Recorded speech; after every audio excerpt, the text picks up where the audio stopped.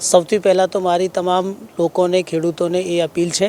કે આજે અમુક લોકો દ્વારા જે બોટાદમાં જે કિસાન મહાપંચાયતનું એલાન કરવામાં આવ્યું છે એ કિસાન પંચાયતના એલાન બાબતે હું કહું છું કે આવી કોઈ પંચાયત ગોઠવવા માટે અહીંયા કોઈ મંજૂરી આપવામાં આવેલ નથી અને મંજૂરી આપવામાં આવેલ નથી અને આપવામાં આવશે પણ નહીં, કેમ કે આ કાયદા વ્યવસ્થાની સ્થિતિએ જોઈને આ કોઈ પ્રકારની મંજૂરી આપી શકાય એમ નથી। તો સૌથી પહેલાં તો જે કોઈ લોકોને એવું હોય કે અહીંયા આવવાનું છે તો એ અહીંયા ભેગા થવાનો અને આવવાનો આ જગ્યા ઉપર એટલે ગેરકાયદેસર છે, તો એટલે આવું કોઈ પ્રવૃત્તિમાં સંકળાશે તો એમને ઉપર આપણે કાયદેસરની કાર્યવાહી કરવામાં આવશે, જેથી બધાને એવું છે કે અહીંયા કોઈ આવવાથી બચે અને ખોટું કાયદાના ઘર્ષણમાં આવે નહીં।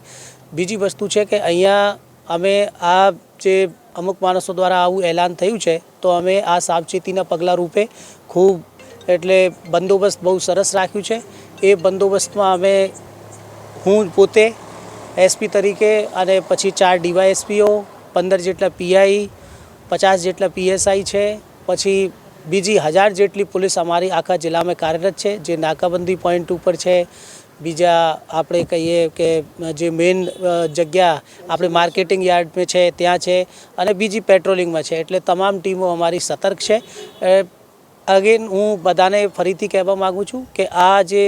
એલાન છે આમાં કોઈ સામેલ નહીં થાય, કેમ કે આની કોઈ મંજૂરી આપવામાં આવેલ નથી, જેથી કાયદાના ઘર્ષણમાં કોઈ નહીં આવે। સુરક્ષા દરમિયાન કોઈની અત્યારે અટકાયત કરવામાં આવી છે કેમ? અત્યાર સુધીમાં તો કોઈ એવું મળ્યું નથી કે જેમને આવી કોશિશ કરી હોય આવવાની, પણ કોઈ એટલે આગળ કોઈ કોશિશ કરશે તો એમને આપણે કાયદેસરની કાર્યવાહી કરવામાં આવશે। સ્થિતિ અત્યારે શાંતિની છે।